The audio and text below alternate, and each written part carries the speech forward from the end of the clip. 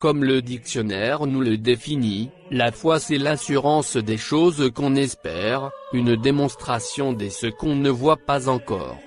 Et ceci a également des dimensions. Premièrement, nous avons la foi qu'on appelle gouf. Gouf, c'est un niveau où l'homme croit à ce qu'il voit. Pour lui, Dieu n'existe pas, encore moins les anges et les démons.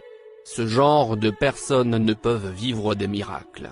Deuxièmement, on a la foi qu'on appelle rouach, c'est un degré de chercheur, la personne se pose des questions sur l'existence des choses ou événements, des versets bibliques, les facettes cachées des cérémonies, des livres, bref de la nature.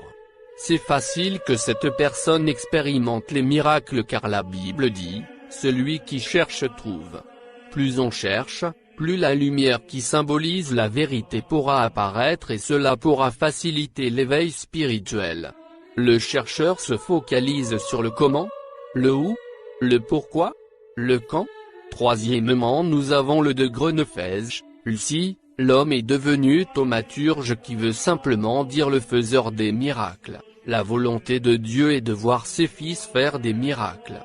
Cette dimension est caractérisée par la capacité de copier n'importe quel miracle. Tout ce que l'on imagine l'on croit à sa matérialisation. Si par exemple j'ai vu quelqu'un guéri en utilisant l'eau, je n'aurai pas besoin de se poser des questions sur l'eau, au contraire je vais utiliser n'importe quelle eau comme récipient de guérison, à n'importe quelle maladie. Il est à convenir que dans ce degré on n'a pas besoin de savoir le comment, le pourquoi, le quand encore moins le où, pour obtenir le miracle. L'homme a plusieurs corps et plusieurs mondes, tout ce qu'on peut voir ou écouter réalisé par quelqu'un d'autre, cela est possible que tu puisses le reproduire si et seulement si, les questions, les doutes, la peur sont bannis. Il y a des personnes qui ne furent pas de chercheurs mais grâce à leur foi, ils ont pu opérer des miracles. Dans cette dimension, l'homme croit à son unité avec l'univers.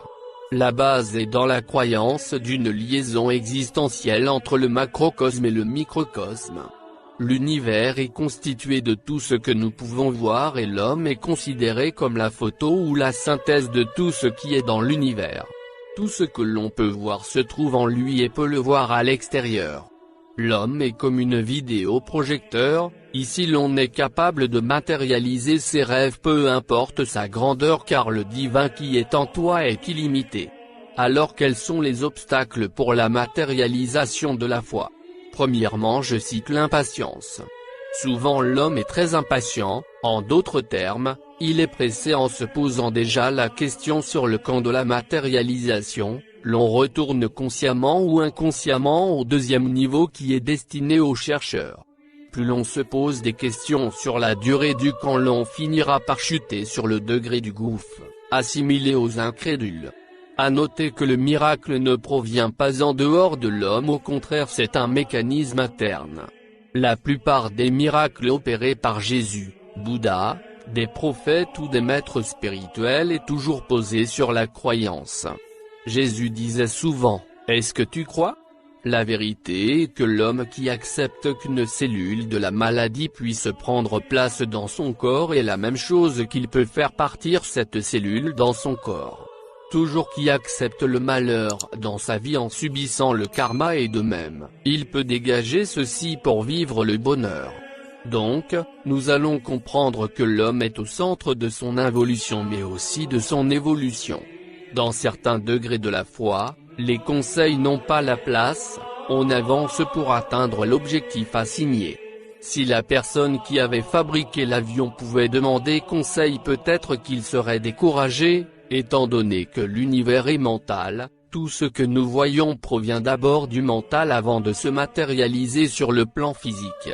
Quand tu crois à la possibilité d'une chose, soyez en sûr qu'elle deviendra possible.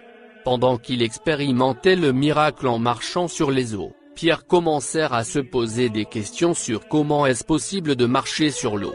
La plupart des gens manquent les miracles en se posant des questions sur le comment est-ce possible. L'homme cherche à comprendre le fonctionnement du miracle et il est possible de rater ou de retourner au niveau du gouffre donc de l'incrédulité. Dans mon ministère j'ai déjà prié pour un paralytique qui fut guéri de sa paralysie. C'était un médecin de formation. Alors le médecin arrivait à la maison regardant les résultats médicaux qui du reste lui condamnait dans sa paralysie cherchait à savoir comment il était guéri en posant trop de questions sur le fonctionnement des cellules de son corps. Plus il se posait des questions, plus il perdait la foi, plus sa situation se dégradait, plus il est redevenu paralytique. Le médecin croyait au procédé scientifique pendant que le procédé spirituel a aussi ce propre principe.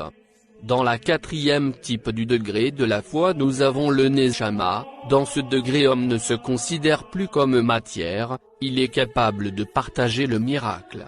Par exemple, les souillures de Paul opéraient des miracles sur les malades et les personnes utilisaient leurs mouchoirs pour prendre sa souillure afin d'appliquer aux malades et ceux-ci furent guéris. Pierre également son ombre guérissait les malades. Ce différents degrés tout le monde peut les atteindre. Le point de divergence entre les personnages de la Bible ou du Coran réside au niveau de la pratique des enseignements. Eux avaient le courage de pratiquer tandis que nous c'est la paresse de pratiquer. Notre existence est reste déjà un mystère. Il nous faut vivre ce mystère dans notre vie quotidienne en ayant la connaissance requise du fonctionnement de ton cerveau, d'une part et le développement de pouvoirs spirituels enfouis en nous de l'autre part. Que le tout nous donne une santé de fer, et une longue vie et que les ancêtres nous guident vers le